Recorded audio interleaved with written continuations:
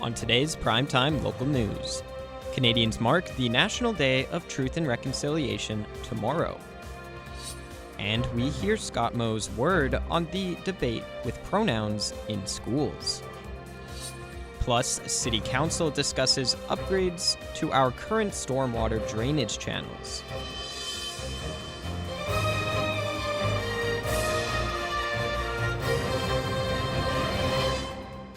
Prime Time Local News, serving the Lakeland and Midwest regions. The city is working on upgrading our current stormwater drainage systems.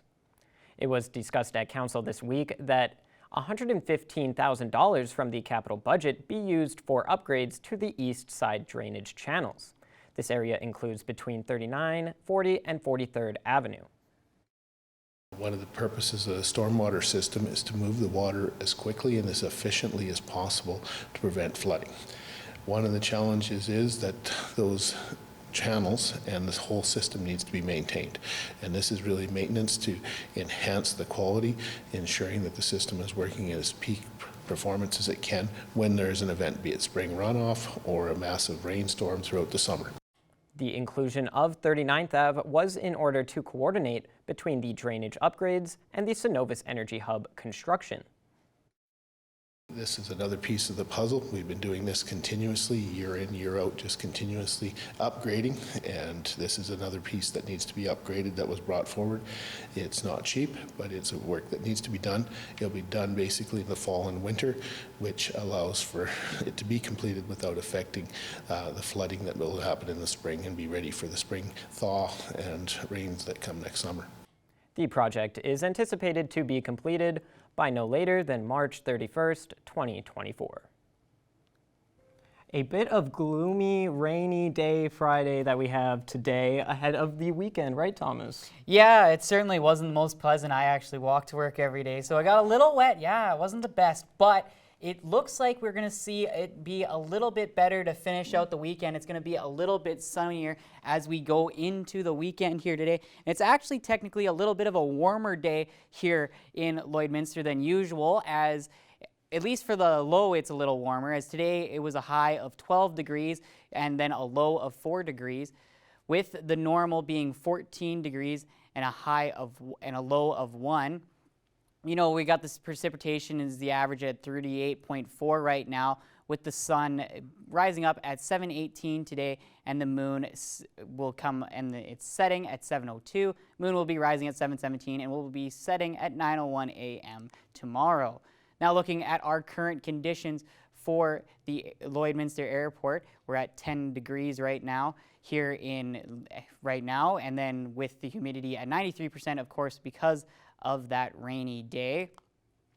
Now going into Cold Lake, they were a little cooler today at 9 degrees. They also saw a little bit of rain. They're sitting at 93% humidity right now with a dew point at 8 degrees and not a lot of UV index. Then looking at North Battleford, they're at 11 degrees and they're still seeing some rain right now, 75% humidity, and a wind chill. It's going to be a little warmer actually at 12 degrees. So we'll now take a look at our current temperatures across the region. Lac La Biche sitting at 10 degrees right now. Bonnyville and Cold Lake at 9 degrees. St. Paul, one of our coolers, at 8 degrees today, as well as Edmonton at that 8-degree mark. Vegreville and Vermilion at 9. Wainwright at 11. And Provost at 15. We're now going to look over at our Saskatchewan side here. Isle Cross is at 11 degrees, then Pierceland at 9, Green Lake and Meadow Lake at 10 degrees, St. Walburg at 11, here in Lloydminster, of course, at 10 degrees, as is Maidstone. Macklin is our warm part there, a little south at Macklin at 14, and 11 degrees down south as well. Now we're going to look over here at Lloydminster for today's forecast. Lloydminster's at 13 degrees for tonight, cloudy with a little bit of showers, and we're going to see a bit more precipitation as we finish out tonight. Then it's going to get a little bit cold. It's going to be cold in North Battleford as well at 3 degrees, going to be turning cloudy. Precipitation at 22% over there in North Battleford. Then looking now at Cold Lake, they're also at 3 degrees with the precipitation at 25%.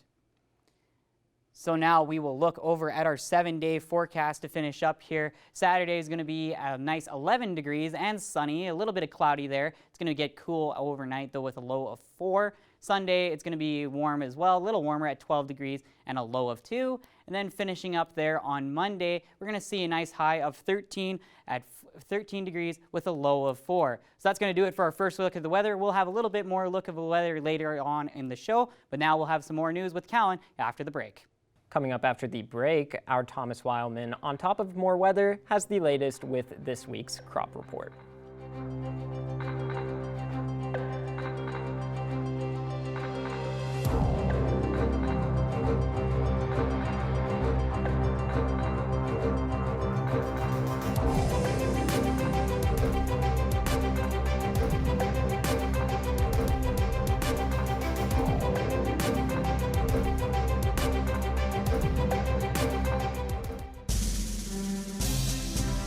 Today's oil prices are brought to you by First General Services.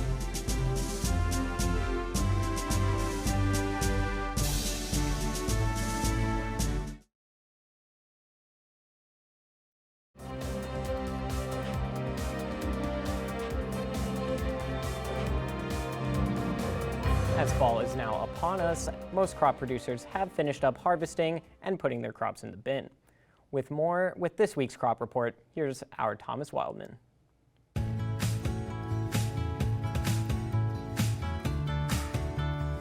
Today, once again, I am joined by Mackenzie Ledoux, the crop extension specialist for the government of Saskatchewan, and she is here today to give us the crop report. So thank you so much for being with me today, Mackenzie. Thank you so much for having me today, Thomas. And so, Mackenzie, a lot of producers around here are finished up or are at least close to finishing up their harvest. How is it looking across the province in terms of completion rate for harvesting? Absolutely. So like you said, Thomas, many producers are really starting to either put their combines away or entering their last leg of harvest for this year. Right now, the province is sitting at 91% of the provincial crop in the bin, and this is ahead of our 5- and 10-year averages of 73%. If we look at things and we break things down to a more regional level, we see that the West Central and Southwest are essentially done harvest. So they have both 97 and 98% of their crops off, and that's respectively, of course. The Northwest is now 90% completed, followed by the Southeast at 89% and the Northeast at 88%. The East Central region really made some fantastic progress this past week with an increase of 16%, and they are now sitting at 82% completed. And why is harvest so much further ahead of schedule this year than the usual 5- and 10-year averages? So this growing season, what we saw our producers dealing with, of course, was those dry conditions that really persisted right from seeding right till harvest. So of course, under dry conditions, our plants, when they stop having moisture to take up through the roots, they start to dry down naturally. So that increased plant dry down time frame had, of course, like producers into the fields a little bit quicker to start combining a little bit faster as well. Also, our harvest has progressed pretty quickly this year because we've had a dry harvesting season as well. So with there not being any rain, it means that the combines can go unstopped or uninterrupted. So they just can keep going through the fields and keep combining without having to pause and wait for the rain to stop. And with a good portion of the province being finished up, Mackenzie, what are the early yields looking like for producers here in Saskatchewan? So we are asking our crop reporters to report on yield in the next couple of weeks. However, a couple of weeks ago at the beginning of the month, we had our yields be reported on. And what we're seeing is that right now we're actually sitting pretty close to our average yields. Of course, that all depends on where you are in the province and if you got rain during that very critical yield determining stage and also that very critical grain filling stage. But we are seeing that reporters are reporting that their yields are looking generally better than what they were expecting given the drying conditions. But of course, like I said, that depends on where you are in the province and if you got rain or not. And Mackenzie, why are the yields better than expected? As of course, we've been talking about it throughout the year that we've had drier conditions, not as much rain when we needed it. So why are the yields as good as they are when they were expected to be much worse? That's actually a really great question, Thomas, and I don't actually have the answer for that. What I do know though is on the east side of the province, we did have a pretty wet spring. So leading up to seeding, there was pretty heavy wet snowfalls and there was quite a bit of moisture that moved through the regions on the on the east side of the province.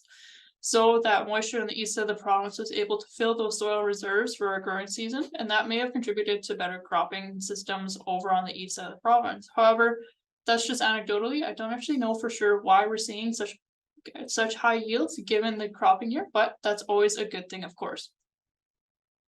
And so with a very dry spring, summer, and possibly fall, what is that going to be doing for those moisture reserves in the soil throughout the province of Saskatchewan, and how is it going to affect possibly next year's harvest? Great question, Thomas. And of course, next year's future, and I would love to be able to predict the future, but I can't exactly. But what we do know is that our producers right now are hoping that they do get that moisture to move through the region to help fill those soil reserve levels and the soil moisture levels for next cropping season. Because right now our soil moistures are a little bit limited. So if we don't get any moisture refill, they might be limited going to the next growing season, which is less than ideal.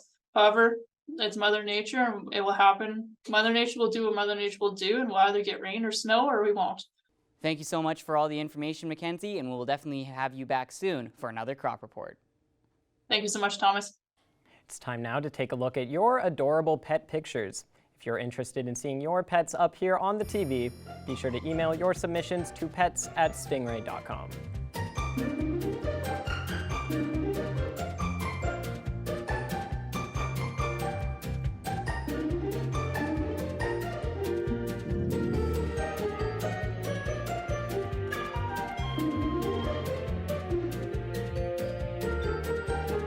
We want to see your pets. Send photos of your pet and their name to have them featured on Pet of the Day.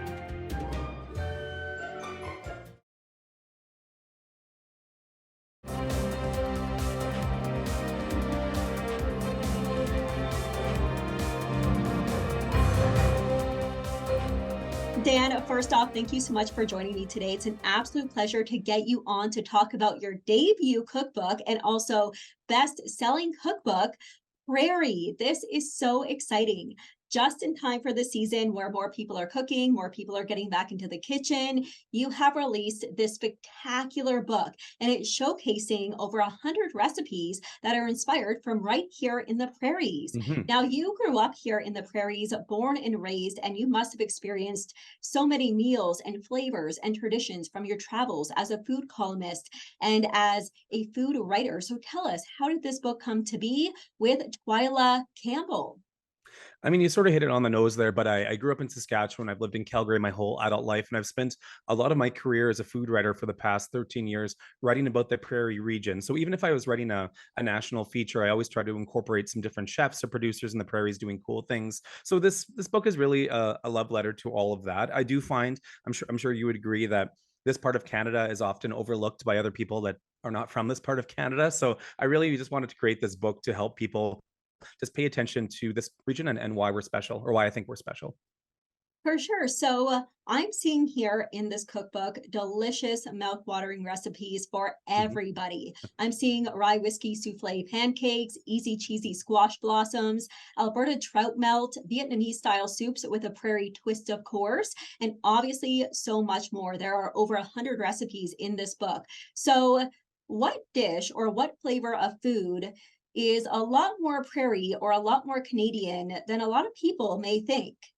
I think the main thing that I wanted to get across is actually the prairies are a lot more diverse than people may think they are. I mean, of course, where we're from, we have a lot of Eastern European and Central European roots, you know, huge Ukrainian populations, Polish, whatnot. And that's really affected our fundamental food scene over the past, about 100 years. But things have evolved over the years. As a country, we're really lucky to welcome so many newcomers into every part of the country, but also because of that, places like Saskatoon and Calgary and Edmonton, and I'm sure even Lloydminster as well, have become so much more diverse over the years. So we tried to touch on that a little bit in the book, but also we wanted to celebrate that we have such a huge agricultural sector here in the prairies that a lot of the ingredients that grow here find their way around the provinces, of course, outside of that, across the country, and then around the world. So people may not think about, even picking up a bag of flour if you're in, let's say, New York City, that could be from right outside of Lloydminster, where the wheat was grown. So those kinds of things we're trying to get across in the book as well, that it's exciting to live here and we're proud to live here. We are so proud to live here, and we do have such a gorgeous foodie scene in the prairies that a lot of people may not know about. So how and where did you look for recipe inspirations, and how did you and Twyla add your own twist to these dishes? So a lot of the recipes are ones that Twyla and I came up with ourselves. Twyla pulled a lot from her family history and her ties to her Germanic roots, and I pulled a lot from my travels across the prairies, as well as meeting different chefs and producers along the way. So again, the recipes are all for the most part, they're very approachable, but we wanted to present dishes that people maybe have been familiar with before or heard of, but present them in a slightly more interesting way. So that was definitely my approach with the book, was to create a simple dish like the Alberta trout melt that you've mentioned. Like everyone's had a tuna melt. So just adding some trout into it that's local, and talking a bit about why that fish is special, to me makes the recipe interesting. For sure. So tell us a bit about the ingredients and some of the flavors that we are definitely going to find in this cookbook. Well, I mean, you can't live in Alberta or Saskatchewan and not include something like beef, right? We're known for that around the world, so that's a major one. Some of the more quirky ones would be something like a haskap berry, which is a berry that a lot of people, that if you're not a chef, you might not be familiar with it, but it is becoming more and more mainstream now. And it's a berry, hard to explain, but let's call it a elongated blueberry for all intents and purposes here. And the reason why this berry grows so often now in different cities and regions across the country is actually because of the University of Saskatchewan and the agricultural research they do there. So again, the book is just trying to highlight unique ingredients like that as well. Oh man, those sound delicious. And Very good. elongated blueberry is something I Yes. haven't heard anything described as before. I love it. So, what is so cool about this book as well is it gives tips and tricks on reducing food waste. That Mhm. is so important. Tell us how you decided to add that into the book. Well, obviously, food waste is a topic of conversation most days, especially in the food world that I'm a part of. But I mean, groceries are expensive. I'm sure you see it too, right? You go into a grocery store and things are not as cheap as they used to be. So keeping food waste in mind is such a great way to definitely stretch your dollar, make the most of your food. I mean, of course, years ago, food waste maybe wouldn't have been front of mind for people living in the prairies, 80 or 90 years ago, but they still, that's how they cooked, right? They wanted to preserve everything and make good use of literally everything they grew, and odds and ends. What can I do with that or this? So I feel that really does stem from a prairie mentality. For sure. So, second last question here, Dan. What is your favorite recipe in the book? You know what? I do hate this question because I feel like the book is organized by season. It starts out in summer and goes to fall, winter, and spring. We did that because in summer, the ingredients are the most accessible. And by the springtime, there's hardly anything left in the cellar. So, but I don't know. I'm a sucker for the cabbage dish that's on the cover. I feel like that dish is, to me, very prairie. Cabbage is an ingredient that is strongly associated with Manitoba, Saskatchewan, and Alberta. And it's just a fun spin on a classic dish, charred cabbage with béarnaise sauce, which is sort of similar to a hollandaise. Basically, we do a prairie version of that, and it's just so simple. It's a great side dish for something like Thanksgiving or Christmas, and it's just really elevating the humble cabbage, which is still pretty affordable at the grocery store. Wonderful. Well, awesome. Thank you so much for chatting with me today, Dan. I really appreciate your time. Last but not least here, where can everybody find this delectable book? So this book is available at bookstores all across Canada. If you have a favorite independent bookstore, you can definitely find it there. But of course, places like Chapters and whatnot, and then online on Amazon and anywhere, really anywhere you find books, you can likely find this cookbook. And we are really proud of it. And if you're from the prairies and you want something special for the holiday season as a gift, I think that, well, I'm biased, but I think we are a good option. I think that's a really great option. Well, Dan, thank you so much for chatting today. Thanks, Sarah.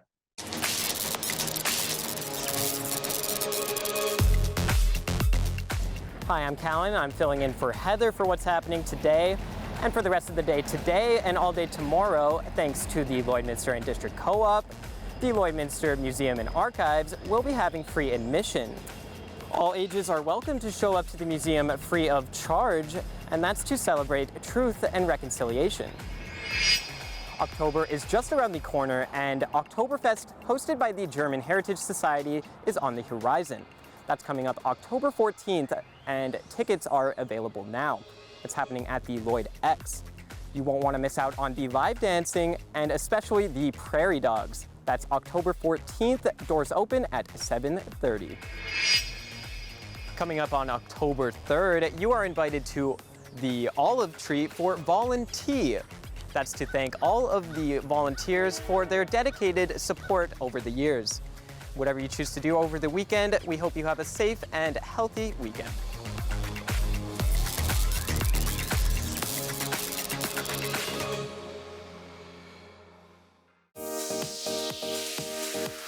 What's Happening is brought to you by Northern Factory Workwear, Circle Drive East, Saskatoon, and Highway 17 South, Lloydminster.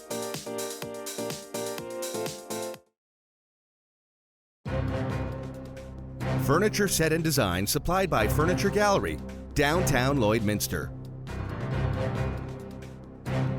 October 1st is National Seniors Day, and that leads into Seniors Week in Saskatchewan. And there's a lot planned next week here in Lloydminster for seniors. I'm joined today by Patrick Lancaster from FCSS here in Lloydminster and Don Bowie, who is the manager of the Lloydminster Museum and Archive, to go over some of these events that are open to residents in the city over the age of 55 years old. So Patrick, I'll start with you. There's a lunch and learn event that's going to be taking place on October 5th. That's Thursday. Talk to me a little bit about what's going to be taking place for that event. Thanks, Jason. As you said, we are excited to celebrate not only National Seniors Day, but it is also Seniors Week in Saskatchewan. So National Seniors Day, October 1st, Seniors Week in Saskatchewan, October 1st through 7th. And as a result, the City of Lloydminster has some different things going on. Our team with social programs and services is taking care of the Lunch and Learn. It's an event that we've run for several years now over at the Legacy Center. And it's an opportunity for seniors to come together, enjoy some companionship, some good meal, and we have a speaker this year, Neil Harris.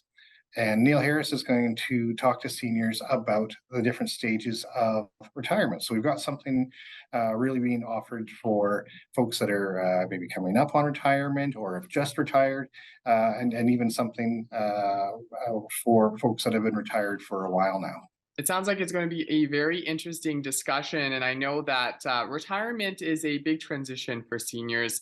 And there's an emphasis in this discussion on doing this transition with confidence. Exactly. It's something that sometimes folks aren't always prepared for, and it is a big shift in lifestyle. And it's something that we want to make sure that our seniors here are prepared for it, or those that have already transitioned into retirement. Maybe they're looking for some tips and some strategies on how they can better manage that.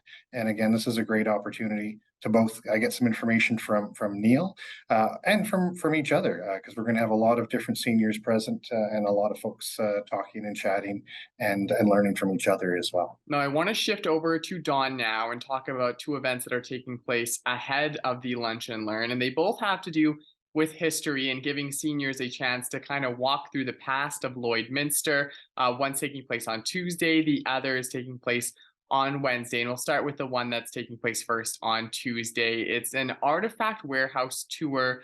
Tell me more about what seniors can expect from this event.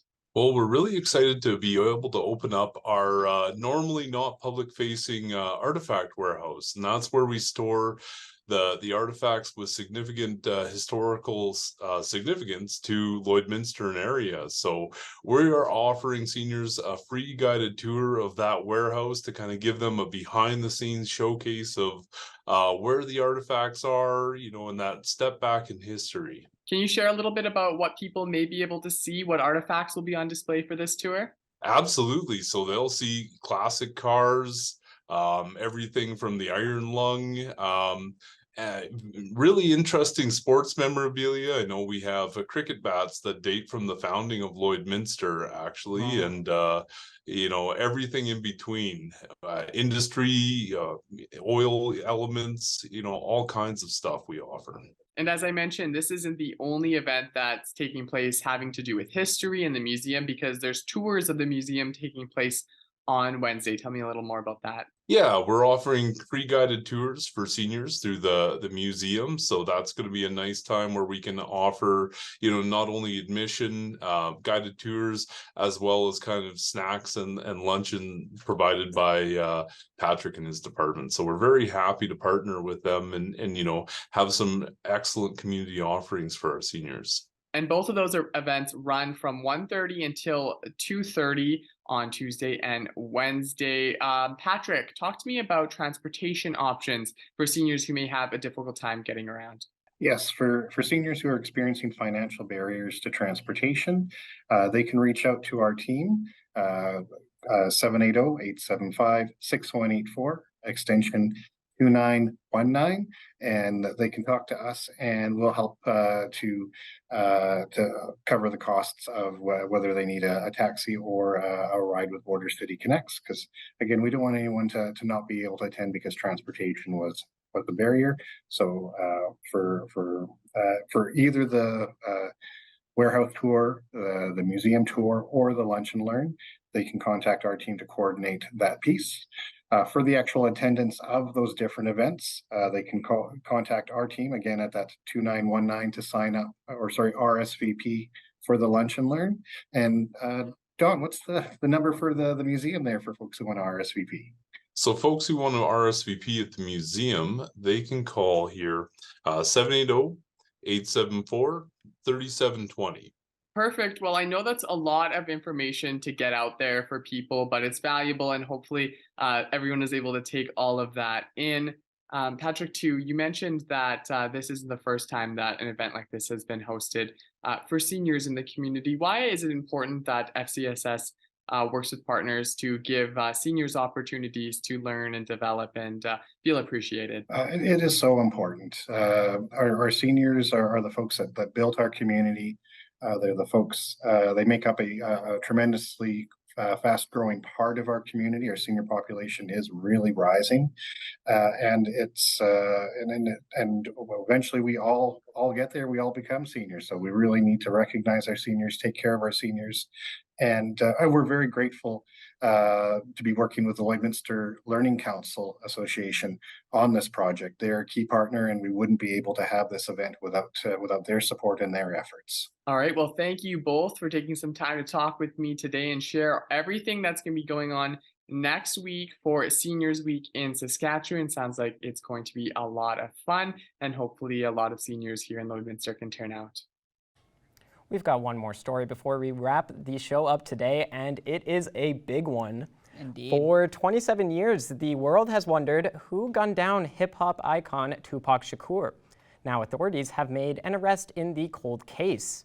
A Nevada grand jury has indicted Dwayne Keefe D. Davis on one count of murder with a deadly weapon. He admitted in his 2018 tell-all memoir, Compton Street Legend, that he was in the Cadillac where gunfire erupted during the 1996 drive-by shooting. Davis was arrested this morning. That's just crazy that it took 27 years to get some justice. Yeah, for sure. And I mean, you know, it's almost been blocked from people's minds, right? Like Tupac has just been, that legend has gone away, but it doesn't have, you know, didn't have closure. But now his fans and his family can have closure. Yeah. That's all the time we have for you. Thank you for joining us on Primetime Local News. Have a great night.